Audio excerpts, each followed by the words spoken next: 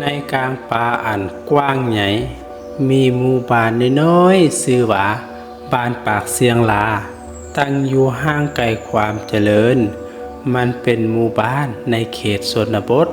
ที่มีประชาชนอาศัยบ่หลายคนโดดเดี่ยวจากหมู่บ้านอื่นๆชีวิตของชาวบ้านแม่นเรียบง่ายอาศัยธรรมชาติกับป่าไม้ที่อุดมสมบูรณ์อยู่อ้อมข้างและภายในหมู่บ้านแห่งนี้มีเด็กน้อยคนหนึ่งชื่อว่าท้าวสุวรรณไสยที่พ่อแม่ฮักแพงและเอ็นดูหลายเพราะเราเป็นลูกชายเดียวลาวได้ดำรงชีวิตที่อบอุ่นและมีความสุข3 คนพ่อแม่ลูกทุกคนเห็นว่าชีวิตของสุวรรณไสยคือจะสดใสและมีอนาคตที่ดีรอท่าอยู่ข้างหน้าแต่โศกชะตากรรม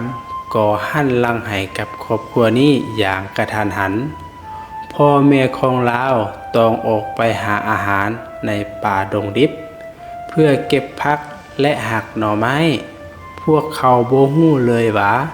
อันตรายกำลังคืบคลานเข้ามาหาอยู่มาบ่ดนพ่อแม่ของท้าวสุวรรณไสยก็ได้เสียชีวิตเพราะอุบัติเหตุอันน่าเศร้าสลดเพราะนายพรานผู้ที่ล่าสัตว์ในป่าได้เข้าใจผิดว่าพ่อแม่ของลาวเป็นสัตว์ป่า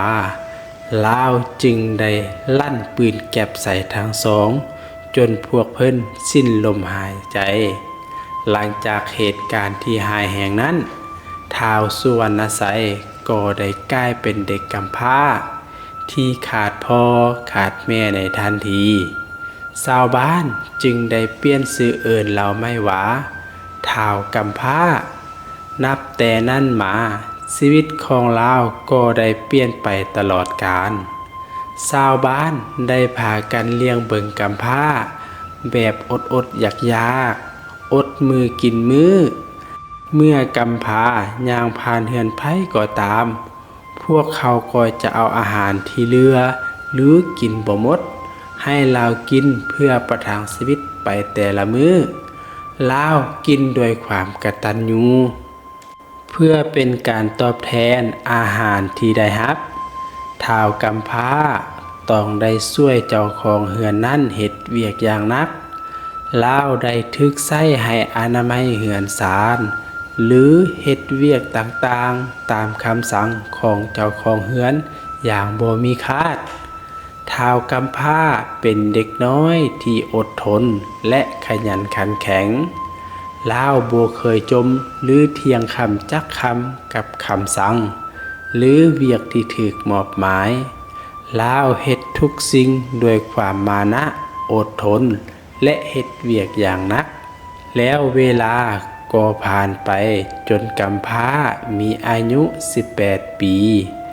ลาวเติบใหญ่กลายเป็นหนุ่มที่สมบูรณ์แบบลาวมีใบหน้าที่หล่อเหลาและสง่างามจนเป็นที่ตองตาของสาวๆในหมู่บ้าน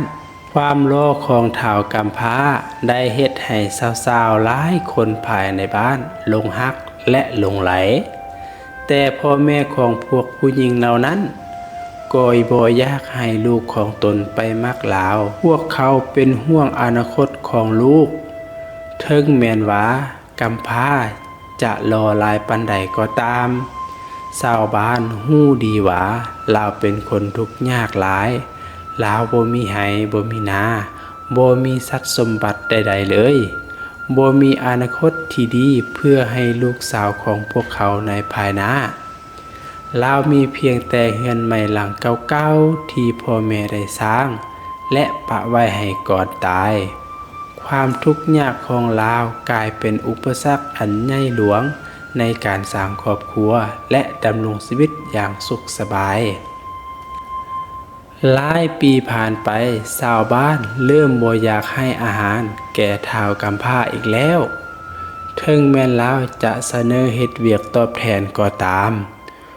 ทุกๆครั้งที่ลาวผ่านเฮือนชาวบ้านคนใดพวกเขาก็โห่ร้องไล่ให้ลาวหนีไป ชีวิตของท้าวกำพร้าก็เริ่มยากลำบากขึ้นไปเรื่อยๆเวียกงานและอาหารก็เริ่มหาบ่ได้จนกระทั่งชาวบ้านหลายคนได้พากันมาโฮมโตกันและตัดสินใจขับไล่ลาวให้ออกจากหมู่บ้านแห่งนี้พวกเขาสั่งให้ลาวไปอาศัยในป่าดงดิบที่บ่มีไผกล้าเข้าไปใกล้เขตนั้นเป็นป่าที่มีความศักดิ์สิทธิ์และเต็มไปด้วยพวกพี่สางนางไม้เมื่อถูกขับไล่แล้วท้าวกำพร้าก็บ่มีทางเลือกใดอีกแล้วด้วยความสิ้นหวังท้าวกำพร้าจึงตัดสินใจออกจากหมู่บ้านและย่างเข้าไปในป่าดงดิบเพียงคนเดียวลาวฮู้ว่าอันตรายรอท่าอยู่ข้างหน้าแต่ลาวบ่สามารถกลับไปหาชาวบ้านได้อีกแล้วก่อนที่ลาวจะออกจากหมู่บ้านยังมีชาวบ้านบางคนที่มีความเมตตาและความสงสารลาวพวกเขาเป็นห่วงเป็นใยในชีวิตที่โดดเดี่ยวของเราในป่าดงดิบชาวบ้านผู้ที่ใจดีเหล่านั้นจึงได้เอาแนวพันธุ์ต่างๆมาให้แก่ท้าวกำพร้ามันมีเม็ดข้าวเปลือกเม็ดข้าวโพดและของปลูกบางสวนเพื่อให้เล่าไปสร้างชีวิตใหม่อยู่กลางป่าดงดิบนั้นท้าวกำพร้าก็ได้อำลาชาวบ้านด้วยน้ำตาที่ไหลลงมาสู่ดินด้วยความเสียใจลาวถือธงที่มีแนวพันธุ์ติดโตเข้าไปในป่าดงดิบอันลึกลับนั้นลาวหวังว่าจะได้เริ่มต้นชีวิตใหม่ในป่าดงดิบนั้นลาวได้เดินทางมาหลายมืออยู่กลางป่าดงดิบโดยผ่านภูเขาและห้วยแม่น้ำมาหลายสายถึงจะทรมานเพียงใด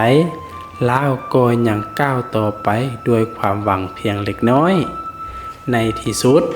ท้าวกำพร้าก็ได้มาฮอดใจกลางป่าดงดิบลาวได้พบเห็นทุ่งหญ้าสีเขียวอันกว้างใหญ่ไพศาล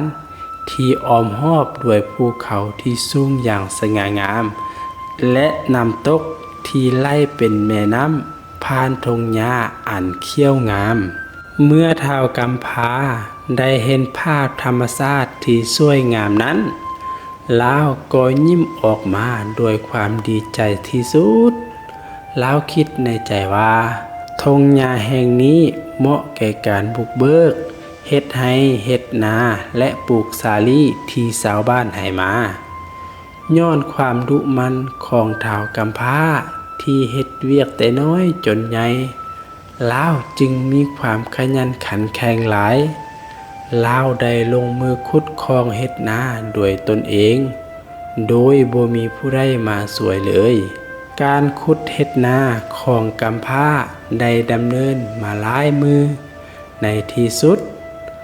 นาก็สำเร็จและก็มาฮอดฤดูกาลเฮ็ดนาพอดีฝนก็ตกลงมาข้าวให้ข้าวนาที่ลาวปลูกก็เขียวงามสุดลูกหูลูกตาในช่วงฤดูกาลเฮ็ดนาท้าวกำพร้าก็ได้เฮ็ดเวียกปกติพอตกแรงมาลาวก็ไปใส่อยู่ที่เถียงนาเพื่อหาปลามาเป็นอาหารในแต่ละมื้อลาวได้วางใส่ของลาวในห้วยน้ำใกล้ๆพอตื่นเช้ามาลาวก็ไปยามไส้ของตนเองอย่างปกติแต่ปลาทางในไส้นั้นพัดเลือดแต่กลางเหตุการณ์นี้เฮ็ดให้กำพร้าประหลาดใจและเกิดขึ้นหลายคืนติดต่อกันลาวคิดว่าต้องมีผู้ใดมาลักกินปลาแน่นอนท้าวกำพร้าอดบ่ได้จึงได้วางกับดักอยู่กลางข้างท้าวกำพร้าอดบ่ได้จึงได้วางกับดักอยู่ทางข้างไสและคืนนั้นลาวก็ตัดสินใจว่าจะบ่นอนหลังจากการวางกับดักแล้วลาวก็ไปจอบลีอยู่หลังต้นไม้ใหญ่ด้วยความตื่นเต้นพอตกกลางคืนดึกดื่นท้าวกำพร้า ก็ได้ปรากฏเห็นว่าแม่นผีตัวน้อยน่าฮักตัวหนึ่งมาลักกินปลาในใส่ของลาวเห็นแนวนั้นก็ไล่มันอย่างแหงพี่น้อยตกใจฟ้าวแลนหนี้แต่พี่น้อยก็ได้ไปทึกกับดักที่ท้าวกำพร้าได้วางไว้ก่อนหน้านั้นมันหนีบ่รอดและห้องโอ้ยโอ้ยและห้องฮูห้องโอ้ยโอ้ยขอให้ท้าวกำพร้าช่วยท้าวกำพร้าช่วยข่อยแดล้าวจึงได้ย่างเข้าไปหาพี่น้อยตัวนั้นท้าวกำพร้าถามว่าถ้าค่อยช่วยเจ้าแล้วค่อยจะได้หยังพี่น้อยก็ตอบว่าพี่น้อยก็ตอบด้วยความเอ็นดูว่าถ้าเจ้าช่วยค่อยจะหับใส่เจ้าตลอดชีวิตหลังจากนั้นกำพร้าก็พดกับดักให้หลังจากนั้นพี่น้อยก็ได้ติดซอยหอยตามและหับใส่ท้าวกำพร้ามาตลอดเข้าให้เข้าหน้าและส่วนสาลีของท้าวกำพร้าก็กำลังงามเต็มทีแต่ก็มีอันตรายมาเยี่ยมยามยามกลางคืนนั่นแม่นพญาหมูป่าตัวใหญ่ตัวหนึ่งได้เข้ามาสอกหากินอยู่ในทงนามันได้ไปทึกกับดักของท้าวกำพร้าแล้วฮู้ห้องคำรามไปทั่วทงนาเสียงดังเฮ็ดให้ท้าวกำพร้าและพี่น้อยตื่นตกใจทางซองฟ้าวแล่นไปหาจุดที่วางกับดักพวกเขาเห็นพญามูโตปักใหญ่ๆถูกกับดักและโตของมันกำลังเกี่ยวพันกับต้นเขาจนเสียหายเป็นจำนวนหลายมูตัวนั้นโห่ห้องให้ช่วยพญามูป่าขอให้ท้าวกำพร้าช่วยตนเองจากกับดักนั้นมันเสนอแลกเปลี่ยนกับคนวิเศษของมันท้าวกำพร้าได้คิดเห็นว่าคนนั้นอาจมีประโยชน์จึงตัดสินใจช่วยพญามูป่าหลังจากช่วยแล้ว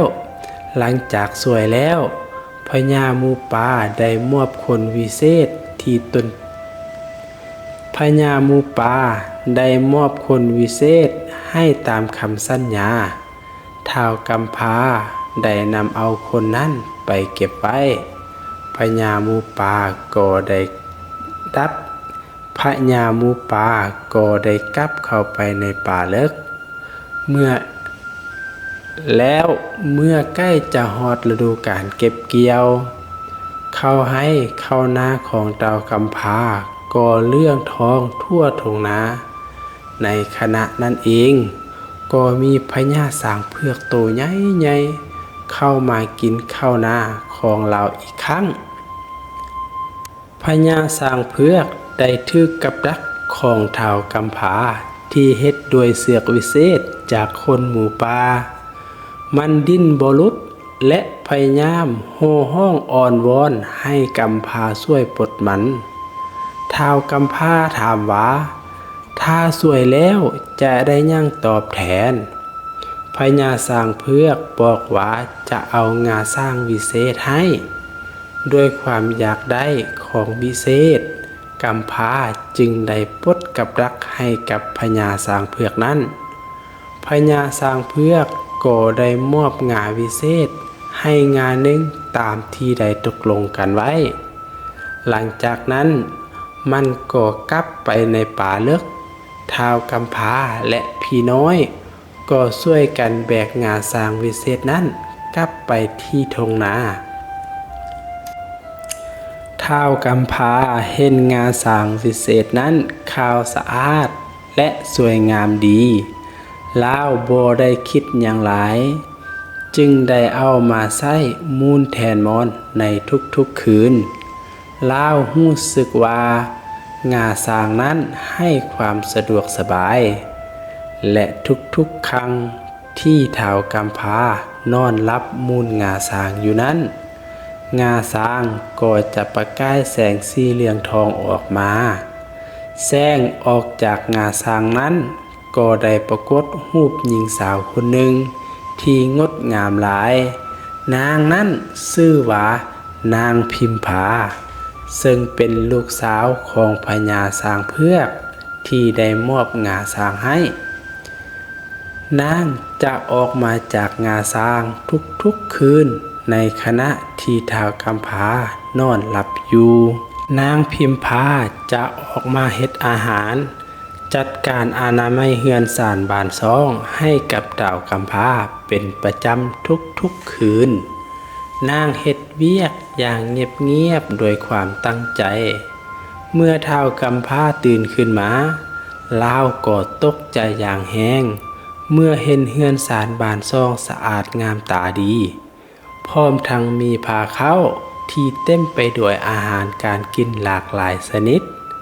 สิ่งแปลกประหลาดนี้ก็ได้เกิดขึ้นมาหลายมือ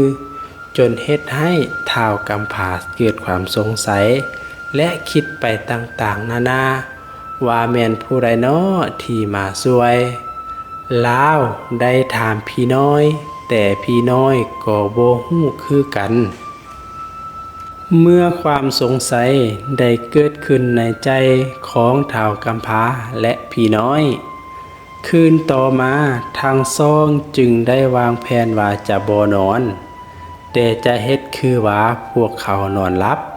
เพื่อสังเกตเบิ่งความจริงในคืนนั้นเองท้าวกำพร้าและพี่น้อย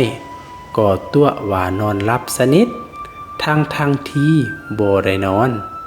นางพิมพาก็ได้ลอยออกจากงาช้างวิเศษตามปกตินางพิมพาบ่ได้สังเกตเห็นท้าวกำพร้าและพี่น้อยนางได้ออกไปอนามัยเฮือนและเฮ็ดอาหารให้ตามปกติทันใดนั้นท้าวกำพร้าและพี่น้อยก็ได้ลุกขึ้นมาทั้งสองเห็นนางพิมพาอยู่ทางนอกและคิดว่าบ่อยากให้นางกลับเข้าไปในงาช้างอีกพวกเขาอยากให้นางอยู่กับต้นตลอดไปพวกเขาจึงได้วางแผนสกัดกันนางท้าวกำพร้าและพี่น้อยจึงเอาผ้าฝ้ายสีขาวมาปิดหูทางเข้าออกของงาช้างวิเศษนั้นจากนั้นก็ได้เอางาช้างนั้นไปโยนใส่กองไฟที่กำลังลุกไหม้อย่างรุนแรงหลังจากนั้นนางพิมพาก็กลับเข้ามาเห็นท้าวกำพร้าและพี่น้อยที่ยืนท่าอยู่ทางในเฮือนนางได้เห็นงาช้างกำลังถูกไฟไหม้นางก็ร้องไห้อย่างหนักด้วยความเสียใจท้าวกำพร้าและพี่น้อยเห็นแนวนั้นก็ได้เข้าไปปลอบใจนางพิมพาพวกเขาได้บอกให้นางออกมาอยู่ทางนอกพร้อมกันอย่างถาวรนางได้รับเอาการเสนอนั้นหลังจากนั้นท้าวกำพร้านางพิมพาพร้อมกับพี่น้อยและบริวารของพวกเขาก็อยู่ร่วมกันพวกเขาได้ดำรงชีวิตอย่างมีความสุขสมบูรณ์ที่เถียงนากลางป่าดงดิบเรื่องเล่าของท้าวกำพร้าและนางพิมพาก็ได้ถูกพบเห็นโดยนายพรานที่เข้าไปล่าสัตว์ในเขตนั้นนายพรานได้นำเรื่องไปเล่าสู่ชาวบ้านฟังชาวบ้านหลายคนก็เริ่มล่ำลือในความงามของนางพิมพาพวกเขาสงสัยว่าท้าวกำพร้าได้เมียมาแต่ไสคืองามแท้เรื่องล่ำลือได้ขยายเป็นวงกว้างจนไปเข้าหูพญาพรไสผู้ที่มีอำนาจและบารมีอันล้นเลือในเมืองหลวงพญาพรไสเริ่มสนใจในความงามของนางเมื่อพญาได้ยินแนวนั้นลาวจึงได้นำขบวนบริวารรับใช้ห้อยกว่าคนเดินทางเข้าไปในป่าดงดิบลาวต้องการไปเบิ่งด้วยตาตนเองว่าน นางพิมพางามสมคำลำลือแท้หรือบ่ขบวนการเดินทางของพญาพรไซก็เดินทางโดยเกวียนพร้อมด้วยบริวารหลายหอยคนในการเดินทางก็มาฮอดเทียงนาของท้าวกำพร้าลาวได้เห็นความงามของนางพิมพาที่งดงามกว่าที่ได้ยินพญาพรไซก็เกิดความฮักมักและอยากได้นางพิมพามาครอบครองเป็นของตนเองในทันทีลาวเห็นว่าลาวเหมาะสมกว่าท้าวกำพร้าผู้ทุกข์ยากเมื่อพญาพรไซได้กลับเข้าไปในเมืองใหญ่แล้วลาวก็บ่เป็นอันกินอันนอนคิดหาแต่นางพิมพาลาวจึงได้วางแผนการอันชั่วร้ายเพื่อให้ได้นางมาครอบครองเพื่อให้ได้นางพิมพามาครอบครองพญาพรไซจึงวางแผนล่อลวงท้าวกำพร้าโดยการเชิญลาวมาตีไก่การพนันก็คือถ้าท้าวกำพร้าชนะลาวจะได้ทองคำ7 ไหแต่ท้าวกำพร้าแพ้ลาวต้องยกนางพิมพาให้พญาพรไซไปครอบครองหลังจากนั้นหลายมือต่อมาท้าวกำพร้าก็นั่งคิดนักเพราะบ่มีไก่ดีๆไปตีกับพญาเมื่อผู้เป็นเมียฮู้จักความคิดแผนอันชั่วร้ายของพญาพรไซแล้ว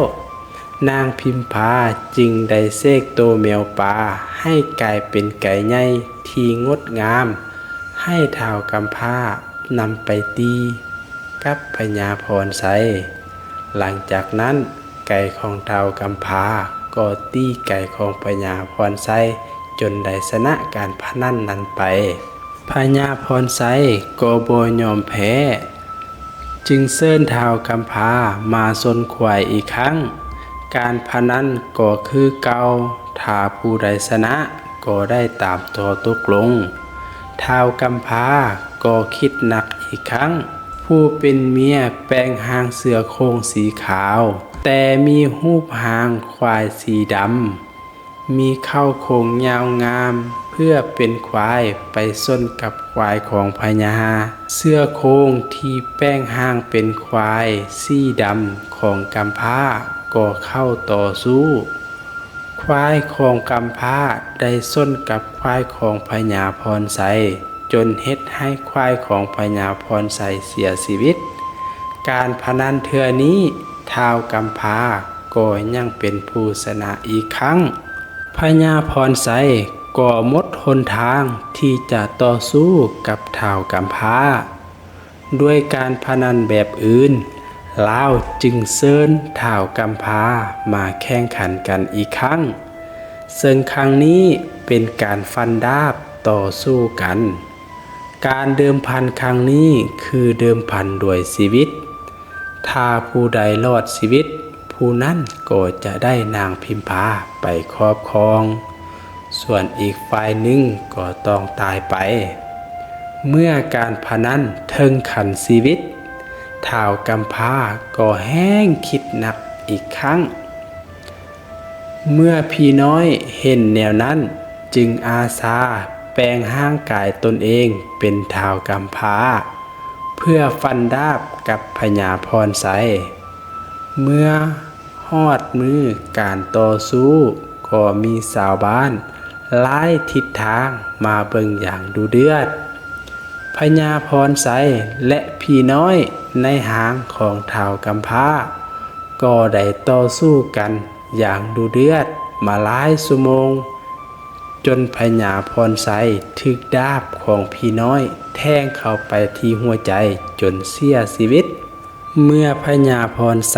ตายแล้ววิญญาณก็กลายเป็นเทพอยู่สวรรค์สันฟ้าแต่ลาวยังบ่ยอมลดละความพยายามที่อยากจะได้นางพิมพามาครอบครองลาวสั่งให้งูเห่าลงไปอยู่ในหม้อหุงข้าวเพื่อให้นางพิมพาตื่นขึ้นมานึ่งข้าว แล้วให้นางพญางูเห่ากัดจนนางเสียชีวิตแต่โชคดีที่คำสั่งนั้นถูกพี่น้อยได้ยินก่อนลาวจึงฟ้าวลงไปบอกกับเฒ่ากำพร้าเมื่อฮอดเวลาไกลคันพี่น้อยก็ลุกไปนึ่งข้าวแทนนางพิมพาลาวดังไฟแห้งๆและเอาหวดข้าวยัดเข้าไปในหม้อหุงข้าวโดยที่บ่ได้เปลี่ยนน้ำหม้อหุงข้าวแล้วเอาไปข้างไปแห้งๆจนเฮ็ดให้นางพญางูเห่าถูกน้ำร้อนในหม้อลวกจนเสียชีวิต